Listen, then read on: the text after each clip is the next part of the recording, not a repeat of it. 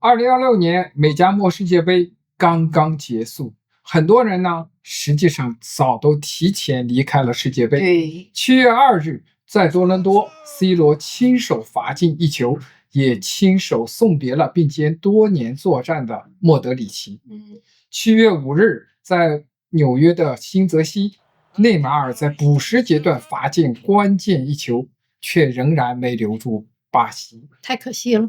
還有一位40多歲的門將，是他奶奶用那個抵押手勢把他養大的，沒有任何名氣，世界杯開賽時連俱樂部的任何合同都沒有，卻站在梅西和球門之間，贏得了一場難得的就是這個比賽，讓全世界記得住了，就是平局記得住的佛得角。我們以為自己看的是一場球，看到他們轉身時才發現離場的好像不是，就是不僅僅是競技，還有我們熟悉了多年的一段青春。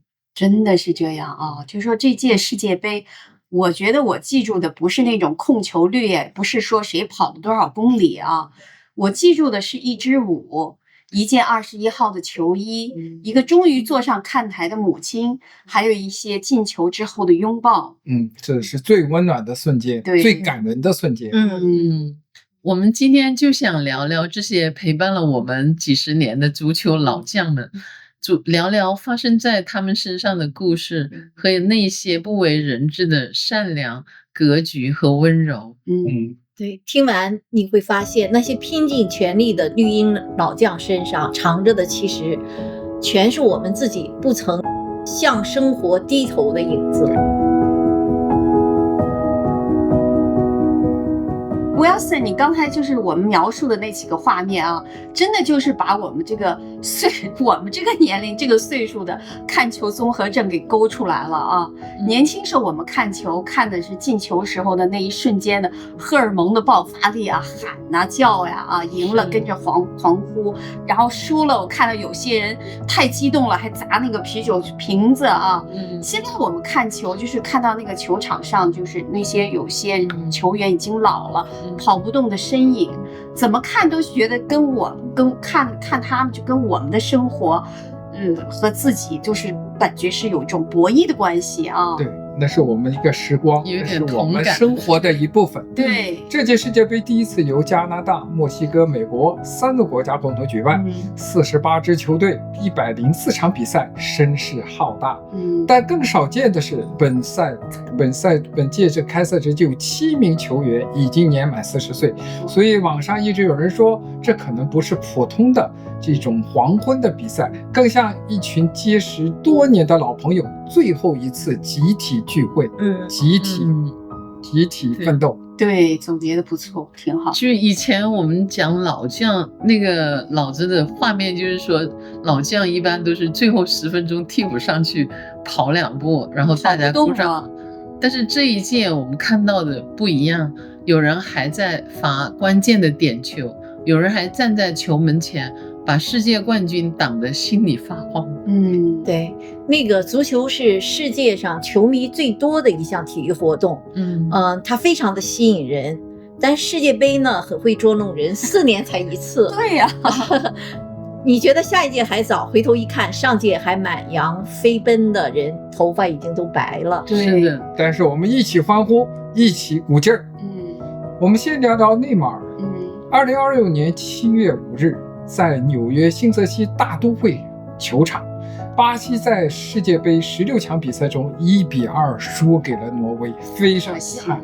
比賽進入補時第10分鐘，巴西獲得點球，內馬爾罰進點球，但是那個球雖然改變了比分，但是沒有改變結果，就是這個巴西出局了，但卻讓內馬爾成為繼貝利以後第2位在4屆世界杯都有進球的巴西球員。可那一球很遺憾，只把比分改成了1-2。中場哨聲響了，巴西還是出局了。內馬爾坐在地上哭了很久。哎呀，真的看到他的這個背影的時候，很多人都在嘆息天才的落幕啊。但我卻想到了他身上最美的一個故事。我不知道你們知道不知道，內馬爾有一個著名的鴨子舞，就是這樣子用手這樣子晃着來回的扭啊。現在肯定女孩子男孩子都會跳。對，就是動作你看上去就很笨拙，也很滑稽啊。當時就覺得納悶兒，怎麼大明星慶祝進球又跳這個？對呀，就是很奇怪。其實它是很有一個故事在裡面的。就是我們就從2011年那個時候，當時巴西有一個小男孩叫那個馬特烏斯，他那個時候是5歲，診斷出來了白血病。然後他是內馬爾的一個忠實的粉絲。天哪！他當时經過治療，就是看來就是時日不多了啊。他有一個最大的一個希望，就是能見內馬爾一面嘛。當時就是內馬爾在桑托斯俱樂部，桑托斯俱樂部挺好的，就邀請這個馬特烏斯來見那個內馬爾。然後這個小男孩呢，當場的見到那個內馬爾，當然很激動了啊。然後当时他就編了一小段舞，就是剛才這樣子就這樣子手晃着的那個舞啊，就很滑稽。你想5歲小男孩嘛，很滑稽，很笨拙。但是呢，他就跳給那個內馬爾看，然後還怯生生的問內馬爾說：“能不能下次進球的時候，你能不能跳這段舞呀？”然後他就看着內馬爾，內馬爾就微笑的點頭答應說沒問題。然後他們就等到內馬爾就等到就是南美那個解放杯的一次比賽的時候，他就進球了。進球了以後，他就趕緊把他的隊友都叫過來，然後大家排成一排，一起跳起了那個有點滑稽、有點笨拙的那个小鴨子舞。這太感人了，就是他跳的不是舞，跳的是一種生命的繼續啊，對，生命的歌頌。那個內馬爾呢，我們都喜歡他，不僅是因為他球技好，長相英俊，對，還有他非常的有愛心。一個20歲不到的世界級球星，答應了一個孩子的小事，他真正的放在了心裡，而且是全球隊一起跳。對，跳給了全世界，他就是真正的做到了，答應人家小男孩，不管這個孩子有多小，人家答應了啊。但是呢，這個故事不是說就停留在那個2012年的那一年了，就是在13年以後，也就是去年2025年的12月份，對，已經又回到桑托斯隊的這個內馬爾了。他在訓練中心重新見到了馬特烏斯，就說馬特烏斯恢復了，奇蹟呀！對，就是很奇蹟，就是13年前這個飽受病魔折磨的小男孩已經到了19歲了，成青少年了啊。然後白血病就是因為內馬爾的對他的這個鼓勵呀，所以他的那個白血病呀，真的就徹底的康復了。他們跳的真的不是舞，是生命，真的是這樣。然後這個馬特烏斯就告訴內馬爾說，就是因為你鼓勵了我，讓我堅持了這麼困難的那些白血病的治療啊。然後呢，兩個人相視而笑，又一起跳起了那個笨拙滑稽的為他們鼓掌，對，鴨子舞。就是13年以後又重複再跳那支舞，就讓他們這支舞的意義變得更重要了。就是生命的那個重要性，就是偶像的這種那個鼓勵啊。對，偶像對他生命的帶來他生命的一種那個新生了。對。第一次呢，就是一個20歲的超級新星送給這位小孩的禮物。對，那第二次就是說，這個長大的小孩回來告訴他，你當年做的那件很小的事情，救了我的一生。真的，是的。所以這支舞跳給了一個孩子，也就是跳給了他自己的整個青春。你這總結得太好了。跳出了整個青春。更讓我心裡就是說比較寒磣的就是這個事情的結尾。今年7月初，巴西對挪威那場16強戰，就是在美國新澤西的大都會人壽會場。2010年，18歲的內馬爾第一次代表巴西出場，處子秀就是在相同的球場。整整16年之後，34歲的他替補登場，補時段罰進了那一個關鍵的點球。雖然巴西還是1-2輸給了挪威，非常非常慘淡，36年頭一次竟然8強都沒進去，非常感慨，太可惜了啊！我觉得那個場面你們應該都見了，那麼大的草坪，他就坐在那個草坪上，真是痛哭流涕，哭得就像一個小孩子一樣啊！賽後他就說了一句話，他說：“我從這裡開始，也從這裡畫上了句號。”天，對，非常遺憾啊！內馬爾哭讓我們感覺到英雄落淚，就是每個人心裡都是一種非常惺惺相惜的一種感覺哈。就是对他來說呢，起點和終點是同一片草坪。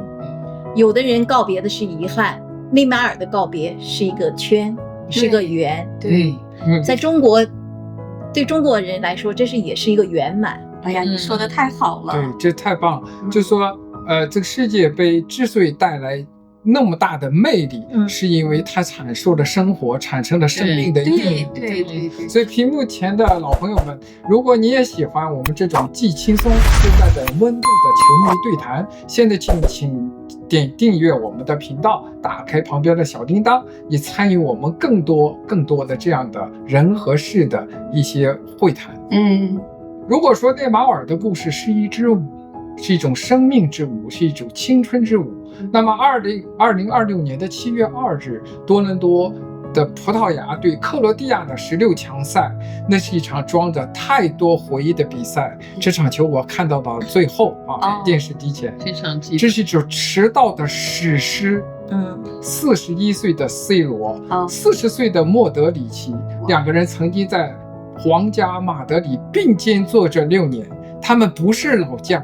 他們就像年輕人一樣，一直在奮鬥過。他們一起他們拿過很多的冠軍，但是這是世界上歷史上第一次，兩位超過40岁的非球门球員在淘汰賽正面相遇。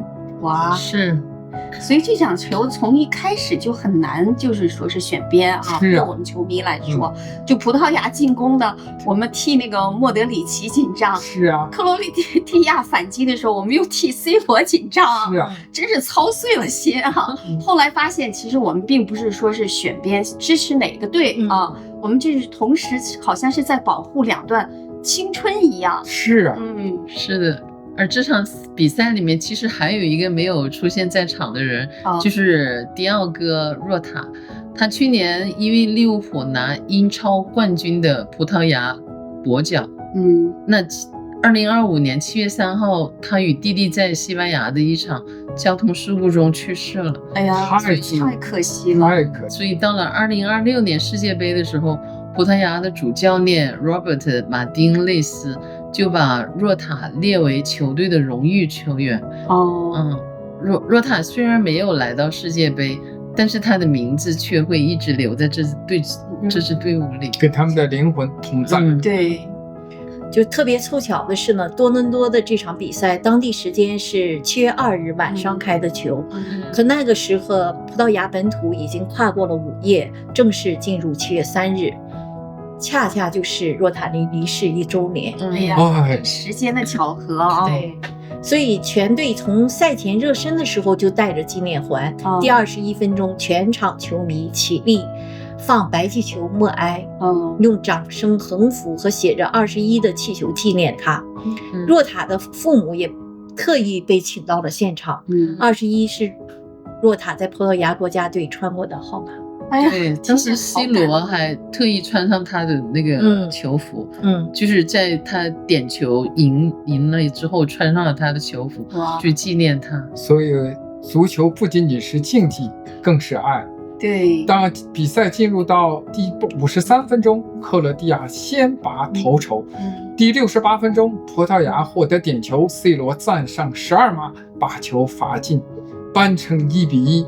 補時第4分鐘，拉莫斯頭球絕殺2-1，葡萄牙晉級。哎呦，我當時心都碎了，因為克羅地亞是勇士啊。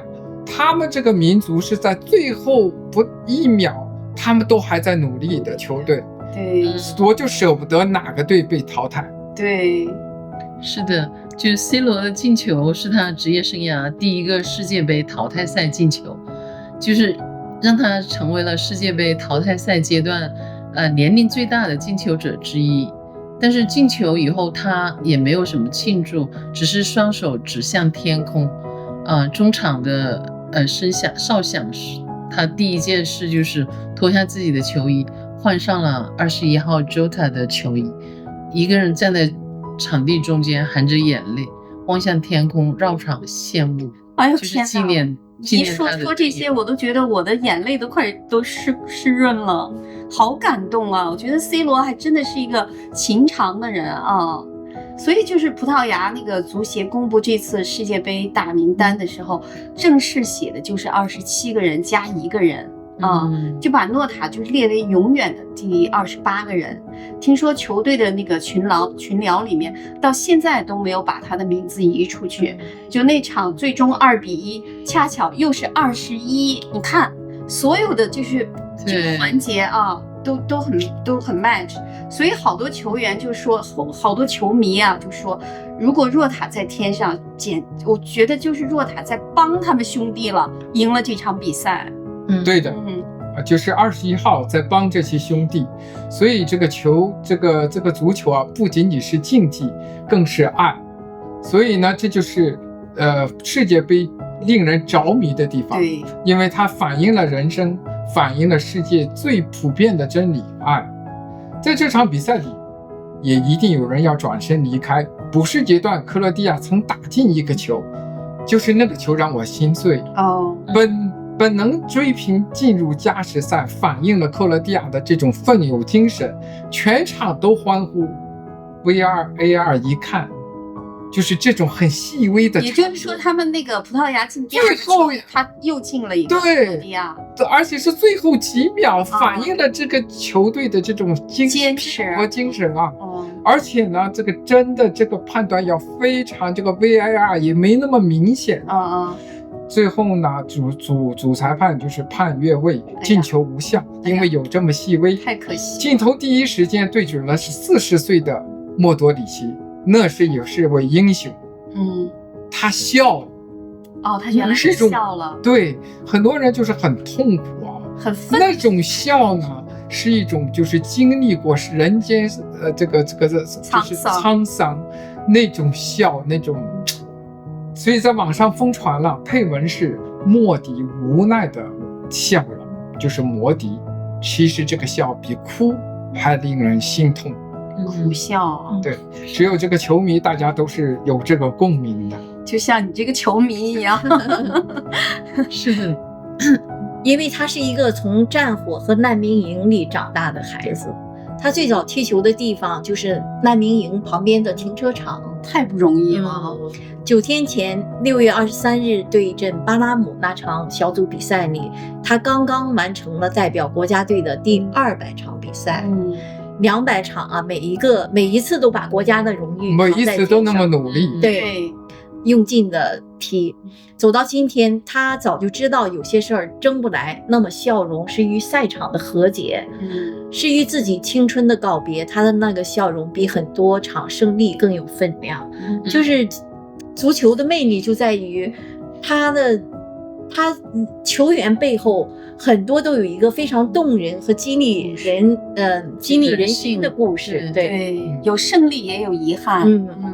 現在我就想到，就是我周圍的可能我們這邊就有的朋友，為什麼就是說梅西的每場比賽他追着去看，不管是在哪個國家，因為他追的不是一個人，不僅僅是一個英雄，不是僅僅是他的技術，是他背後的故事，感人的故事，是一種英雄的故事。对，所以我就記得6月23號，就是那天他們贏了球了以後呢，全隊特意換上了印着永恆傳奇的紀念衫，就是把200這個數字裡面的那個2個0連在一起，然後是倒着放的，就是這個我們那個數學就是無窮大的符號嘛，其實就然後隊友就把他高高的拋起來慶祝，他自己呢還覺得有點不好意思。你說這個人有多麼謙虛啊！是，就是中場以後 C 羅還走向莫德里奇，因為這兩個曾經一起贏過很多冠軍的人抱在一起，英雄惺惺相惜。那個擁抱沒有勝利的居高臨下，更像是兩個認識很久的朋友都明白，今天你停在這裡，下一場也有可能輪到我。那是英雄之間的相互理解。对，4天以後，7月6日在達拉斯，葡萄牙0-1輸給了西班牙，也讓人心碎。對 C 羅的第6屆也是最後一屆世界杯就這麼結束了。西班牙新星亞馬爾主動上前擁抱他，兩代巨星完成了傳承。C 羅哭着走向看台，給球迷一一告別。他說：“我問心無愧地離開，因為我已經竭盡全力。41歲147天，他成了世界杯淘汰歷史上最年長的進球者，是一種英雄，是一種激勵所有球迷的英雄。”对呀，說不定4年以後我們還能看見 C 羅。為什麼？也說不定。現在你看那個，因為我們看梅西，他的狀態那比很多年輕的那個足球運動員，他們不是老将，他們是心里永遠年輕，技術上也年輕，那種意志，那種品質，讓人佩服啊。這個也是令我們最感動的，在這個世界杯裡面，是因為他們雖然就是作為運動員，他們的年齡是已經就是要退休的人，但是他們沒有認為自己應該退休，他們還是繼續一直堅持，盡自己最大努力為他的國家隊貢獻。对，那最終呢，就是葡萄牙還是贏了克羅地亞。可真正讓許多球迷捨不得關掉電視的，不是絕殺，就是兩個滿頭汗水的老朋友在球場中間停留的那幾秒，還有一件屬於固有的21號球衣，因為他們和我們都知道，這種相遇大概不會再有下一次。對。而那個21號，而那個擁抱，帶給了這個球迷的淚水，是永遠難以被就是忘不掉的。對，忘不掉。接下來說一個大概率沒聽說過的國家——佛得角。哎呦，真是！我也是第一次聽說。我也是。非洲西海岸大西洋裡的一個群島國，全國人口50多萬，第一次打進世界杯。50概念什麼概念？我們卡纳大就是50萬，就是比一個城市還小，是個區。哎呀，打進了世界杯，真不容易。感謝他的守門員。对呀，就像刚才 Stella 說的，我們都是第一次這個才知道這個世界杯，才知道，可他們他們是第一次參加吧，哈，是他們的第一場世界杯。然後，但是他們第一場世界杯就遇上了強敵西班牙，西班牙多強啊！所以在2026年6月15號亞特蘭大的那一場那個比賽中，西班牙可是歐洲冠軍呀。然後一邊呢是第一次來參加世界杯的佛得角，好多人都不知道這個名字啊。賽前很多人肯定就認為這是沒有什麼懸殊的一場比賽啊。沒想到這個守門員他一個人撲出了6個射門吶，必進的射門，對，不是一般的射門，對，硬是把這個西班牙逼成了0-0平局呀。然後太佩服了，是不是？賽後被當選為全場最佳。對，他就是用生命在救球。并且我們知道西班牙是曾經的世界冠軍，並且他進入了4強今年的4強，西班牙、歐洲冠軍、阿根廷，還有法國，還有英國。對，所以那個站在佛得角球門前的是40歲的奧齊利亞。記住這個名字，奧齊利亞。今次那個世界杯過後，奧齊利亞的名字，我想大家都記住了。對，也記住是他奶奶通過抵押首飾把他養大的。對，真不容易。在他的職業生涯裡，因為他40歲，輾轉過安哥拉、摩爾多瓦、葡萄牙、塞浦路斯和斯洛伐克。哇，這麼多國家！對，他從來沒有長期站在世界足球最明亮的舞台上，並且他呢以前是做過開出租車，還做過電工。天，所以他職業对，所以他的人生之路不是那麼平凡，就是一帆風順的。而且世界杯開賽時候呢，他和葡萄牙第二級別的球隊沙威什的合同結束了。剛剛結束。對，就是沒有合同了。对，沒有合同了，是一名沒有俱樂部的自由球員。哎呀，对，通俗的一點就是失業狀態。所以呢，平凡中產生偉大，就在機會，他把握這個機會，也帶給我們球迷感動。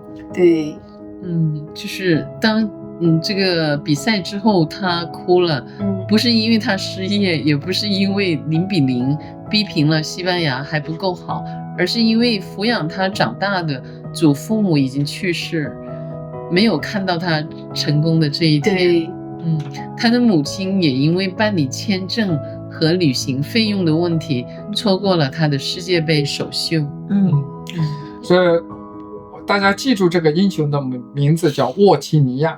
他的故事傳開之後，美國方面開始介入他的簽證問題，就是他父母親的。6月19號，他的母親順利抵達邁阿密。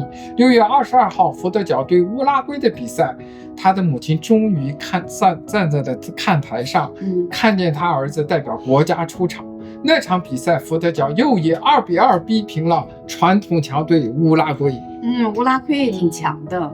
那個佛得角的3場小組賽全部戰平，歷史性進入32強。對，上帝的選擇，給了英雄一次機會。對，2026年7月3日，他們在邁阿密迎戰衛冕冠軍阿根廷隊。阿根廷隊就是有梅西的傳統的世界大强队。对，阿根廷2次領先，佛得角2次扳平，奇蹟啊！對，比賽被拖進加時賽，奧契尼亞便對梅西的一次次射門連續完成高質量撲救，也是必進球，但是都被撲救出來了，太厲害了。对，直到加时赛第111分鐘，阿根廷才憑借一次折壽後的烏龍球對3-2贏下了比賽。這時候已經111分鐘了，快結束了。對，加時賽。所以梅西呢，在比賽結束以後，特意上去擁抱了沃契尼亞，這是英雄之間的惺惺相惜，也是梅西對沃契尼亞的一種尊重的擁抱。對，也是對他的一個肯定。對，我覺得其實門將你說看起來其實是很孤獨的也非常關鍵。對，太關鍵了。但那天的那個沃契尼亞，他不是一個人在守門，你會覺得整個佛得角整個這個國家都站在他的身後在支持，還有他的祖父母。對，就是比賽結束以後呢，那個佛得角的隊員當然很難過了他們被淘汰了。但是他們說呢，這場比賽其實已經證明了就是他們能夠跟世界冠軍可以平等的競爭。然後這個後衛，他們這個隊的後衛叫那個皮克洛佩斯，還說從此以後應該不會有人再問佛得角在哪裡吧？現在大家都知道佛得角這個國家了。他們是作為英雄離開這個賽場。對，這句話真的很漂亮。有些國家它靠經濟或者電影或者歷史被世界記住，對。但是佛得角在2026年的夏天，靠了11名球員和一個40歲的門將，讓全世界都打開了地圖。對，並且讓我們就是說更加敬佩那個奧契尼亞的是，就是說他知道自己的俱樂部合同已經到期了，世界杯一結束他就要失業了。可接受採訪時，他一句話都沒提自己的下家，反倒是使勁的誇自己的隊友，說希望大家能看到，打進扳平球的杜阿爾特，轟出世界波的卡布納爾，讓他們就是說能被更好的看見。对，俱樂部看見。他沒提自己，对，他這是一種40歲的一種成熟，一種偉大，無私呀，一種無私的一種品性，真是值得敬佩啊！所以他們說那個佛得角的那個隊員回國的那一天，機場被擠得水泄不通，然後全国人民都出来迎接他们，值得，真值得啊！输了比赛，赢了全世界，不仅仅是全国了。而且呢，故事還有一个非常可爱的後續。7月10日，西班牙海洋生物學家赫蘇斯奧爾特亞宣布，把一種最新發現的一種紅色的小海蛞蝓小海蛞蝓是啥呢？就像那個皮蒂蟲，是海裡頭一個皮蒂蟲，以沃奇尼亞的名字命名，叫沃奇尼亞海蛞蝓，就是沃奇尼亞小鼻涕虫，一個來自島國的門將，最後把名字永遠流進了大海的歷史。所有人當讀到這個生物的名字，永遠記住了它。對，有的人把那個名字留在了太空上小隕石上什麼的啊，他把名字留在了大海裡，這也是英雄的留名。對，前面聊都是場面上的老將，對，英雄。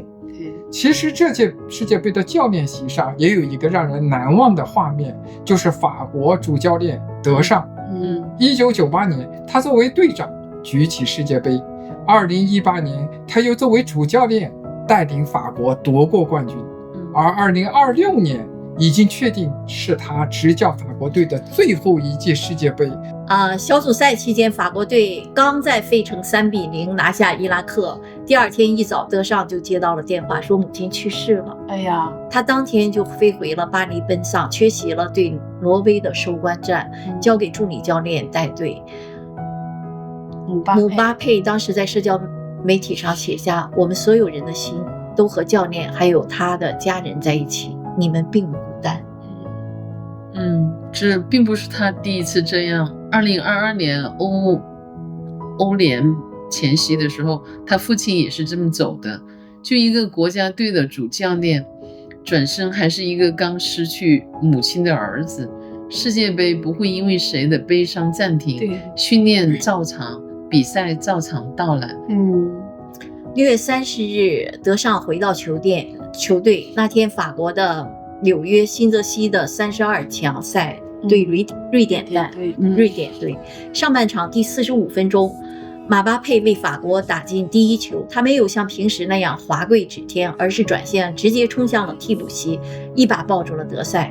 其他法國球員也跟上去了，把教練圍在中間，多麼有愛心的一個場面。對呀，這個擁抱太令人暖心了。對，所以這個足球世界杯不僅僅是競技，更是愛的體現。對，你說這個擁抱，我當時看到了，我都覺得很激動，都紅了眼眶了。你說那個德尚他飛回法國去處理這個葬禮啊，然後呢又連夜的跨越太平洋飛回美國，趕回球隊，再帶隊，就進行那個生死戰啊！這一路，一個50多歲的人，就像我們這個年齡，是很辛苦的啊。然後又在這幾天裡，又經歷了喪母、跨洋奔波。你說，咱就說他這份職業精神和中年人的不易吧，是不是挺沉重的啊？是的，是的。這裡頭呢，那個姆巴佩也變了，從當時的那個天才少年，到如今帶上隊長這個標繡的真正的英雄，他懂得把自己的光芒，這就是在他進球的那個瞬間，讓給處於黑暗中最需要溫暖的教練。德尚失去了母親，但他沒有失去這支球隊。那個擁抱就是無聲的答案。德尚後來接受採訪，很少見專門為一個球員的舉動說了這一段話，這真的很觸動我。他是我們的隊長，從第一天起就堪稱榜樣，不僅是競技，更是愛。對，最終讓我們大家都很高興的一個結果，法國最終3-0戰勝瑞典。馬巴佩在第74分鐘的時候又進了一球，可是那場比賽最被人記住的並不是他的2個進球，是第一個進球以後他跑向場邊的方向。所以我們說世界杯是一項極其喧鬧的比賽，幾十萬人歡呼，媒體每天都追着球星，所有人都在爭奪注意力，可真正讓人安靜下來的往往是這樣一個很簡單的動作，一個方向，对，一個球員在最耀眼的時刻，沒有想着自己，他看見了另一個人的悲傷。這是世界杯最感動的東西。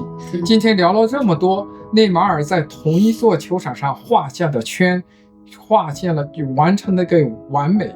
莫德里奇那個比哭還重的笑，C 羅身上那件21號球衣，沃奇尼亞和他母親的團聚，姆巴佩把那個就是擁抱，最悲傷的擁抱給了教練。這些畫面沒有改變冠軍的歸屬，卻讓一場充滿就是冰冷數據的競技的足球比賽多了人的溫度。真的是的，我們喜歡一名球員，未必因為他永遠正確，也未必因為他每一次都贏進球，可能只是因為看到了他很多年，看過他年輕、得意、犯錯、受傷，又一次次回來，等到他真的轉身離開，才發現這些熟悉早就超過了一場足球賽。世界杯4年一次，很多人就是下一屆不會站在這裡了。幸好我們看見過他們奔跑，看見過他們進球失敗流淚，也看見過他們勝負之外的很多事情。對一個孩子認真，對一位故友念念不忘，對家人深深牽掛，在別人悲傷的時候伸出雙手。也正是因為如此，當他們離開的時候，我們才會特別的捨不得。對，捨不得。不是因為他們沒能永遠年輕，而是直到他們轉身，我們才發現這些年陪着他們一路走過來的還有我們自己。對，我們自己的人生，我们自己的愛，我们自己的感动。对，所以我就想問問屏幕前的朋友們啊，哪一位足球老將陪伴你走過了最長的一段歲月？哪一次告別到現在還沒有放下？是 C 羅呢？是莫德里奇呢？是內馬爾呢？還是梅西？或者是更早以前的一個名字，或某個我們沒有提到的名字？歡迎把他的名字和那場比賽留在我們的評論區。如果這期節目觸動了你，請你為我們點讚、訂閱並轉發這期視頻，把它送給你身邊那些陪你一起熬夜看球卻好久沒有聯繫的老朋友。世界杯正好給了我們一個理由去問候一次。熱愛可抵歲月漫長，真誠可度所有風霜。願這個屏幕前的我們都能如這些綠茵場上的老將一樣，看過人間的遺憾，卻依舊敢闖敢拼，歷經了世事的滄桑，心底的熱血卻依舊滾燙如初。這裡是遠方的人間，我們下期再見。下期再見。